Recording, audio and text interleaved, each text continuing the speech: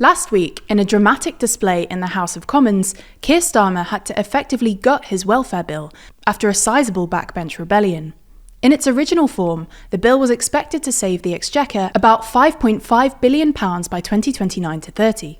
After Starmer scaled it back the first time, the savings were reduced to £2.5 billion, and following the second scale back, there's now no guarantee it will save any money at all. This puts Chancellor Rachel Reeves in a tricky position. She now needs to find ways to save £5.5 billion by 2029-30.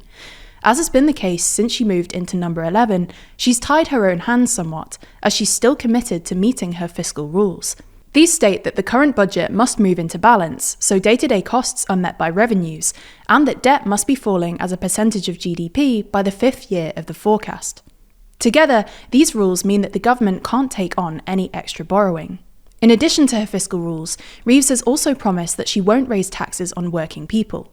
The question is then, how can she close a £5.5 billion gap by 2029-30 without any additional borrowing or taxes on working people? Well, some people have suggested the way to do this is via a wealth tax. So in this video, we're going to have a look at who's calling for this, what the government has said about it, and ultimately whether a wealth tax could be a viable solution.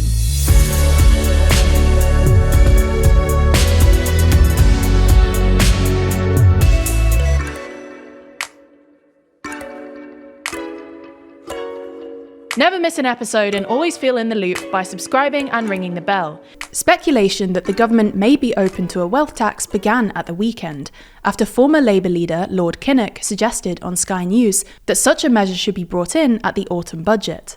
You would say tax rises on wealth and assets? Yes, I would, because I think they should stick to the fiscal rules they've established as a way of strong reassurance about their commitment. It's very, very, very important, not just for the public, but for the markets too, and indeed for their own self-confidence, which is very important. As a result of this, Keir Starmer's spokesperson was asked on Monday whether there were plans for a wealth tax in the budget. He refused to answer, instead simply reiterating that the Prime Minister has repeatedly said those with the broadest shoulders should carry the largest burden. Clearly, this has only fueled speculation that Reeves could introduce a wealth tax and has enraged the right-wing press. The Telegraph has already posted an article claiming that a wealth tax will only make the Chancellor's problems worse, and Nick Ferrari questioned on LBC whether such a tax would be good for the country. So with all this in mind, let's move on and have a look at what a wealth tax actually is and how it works. Essentially, a wealth tax does what it says on the tin. It taxes wealth held by an individual. Wealth taxes add up the value of all assets held by an individual. This might be your property, any stocks you own, or savings like your pension, and then asks the individual to pay X% on any value above a certain threshold, which rarely falls below £500,000 in the UK. If your assets weren't liquid at the time, the government would likely allow you to make your own decision about exactly which ones you'd want to liquidate in order to pay the tax, and give you some time to do this. Importantly though, your wealth being tied up wouldn't be an acceptable excuse for not paying. Wealth taxes are generally pretty popular because, in theory, they don't discourage work, like income tax does, and they take money from those with the most to give, namely people sitting on massive piles of money. They're especially popular in the UK because wealth inequality is so stark. For context, the top 20% in the UK own 63% of all wealth, while the bottom 20% account for just 0.5%. Things have got far worse in the past 8 years or so. This means the UK's wealth distribution is far more unequal than its income distribution, which is usually what commentators focus on. For comparison, the top 20% of earners account for 36% of all income, and the bottom 20% account for 8%.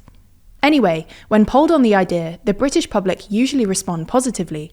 Back in 2023, 53% of respondents said that they would back a 1% tax on wealth over £500,000. When higher thresholds were proposed, support only rose further. So why doesn't the government just do this?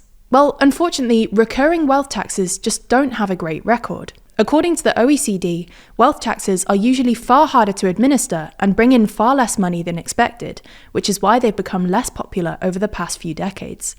In 1990, for instance, 12 OECD countries had some sort of tax on net wealth, but that number had fallen to just 3 in 2017. There are a number of reasons why wealth taxes don't work as well as you might assume. For starters, measuring wealth is far more difficult than measuring income, and the super rich often find ways to hide or undervalue their assets. Secondly, to make any wealth tax politically palatable, you have to have exemptions, and these are usually ruthlessly exploited. In the UK context, for instance, you'd presumably have to include some sort of exemption for cash-poor pensioners living in big, expensive houses, but you can imagine how much more difficult this would make the Treasury's job. However, while recurring, annual wealth taxes don't have a great track record. In 2020, a report from the Wealth Tax Commission found that a one-off surprise wealth tax might sort of work. There are a number of advantages to a one-off tax. If it's done without warning, rich people won't have any time to hide their assets or take steps to avoid it. It could be done without exemptions, so that it couldn't be exploited, but payments could still be deferred to avoid bankrupting asset-rich but cash-poor people. If it's credibly one-off, it also wouldn't affect future behaviour, unlike an annual tax, which would encourage people to either spend more or move their money offshore.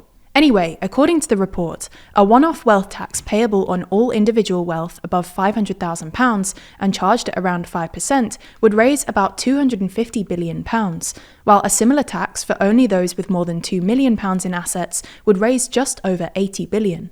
Now, there are obviously some downsides. Some people see wealth taxes as a form of double taxation, given that wealth is usually accumulated by saving income. Although the UK already has taxes for specific forms of wealth, like capital gains tax, which we don't generally object to. Some people also think that one-off taxes are unpalatably predictable, although, again, the UK has imposed one-off taxes before, and they've worked out all right. But there's also a specific risk for Starmer here. A one-off wealth tax works best if those affected genuinely believe that it's a one-off, but Starmer's history of U-turns and flip-flops might create a suspicion that this won't in fact be a one-off, and that he could try again if the fiscal situation deteriorates in the future.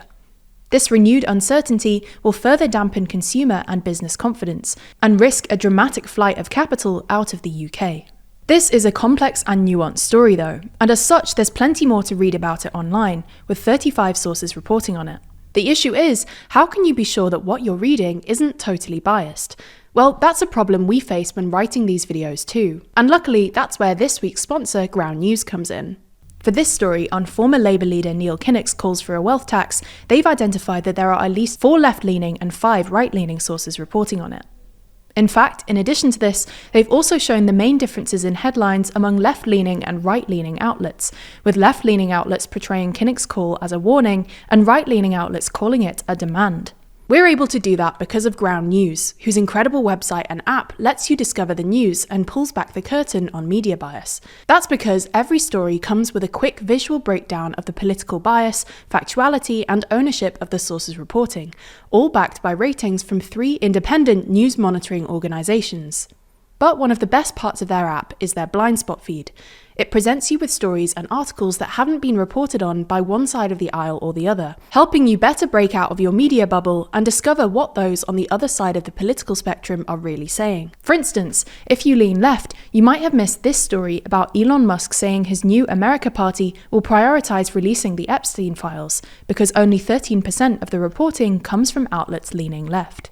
However, if you regularly check out the blind spot feed, you get shown what you're missing, helping you to keep on top of what the entire political spectrum is thinking about and why. If you're interested in everything that Ground News has to offer, you can get 40% off the Unlimited Access Vantage plan using the link in the description, or by scanning the QR code. This offer is only available here, so make sure you go to ground.news/TLDR or click the link in the description to get started and support an independent news platform working to make the media landscape more transparent.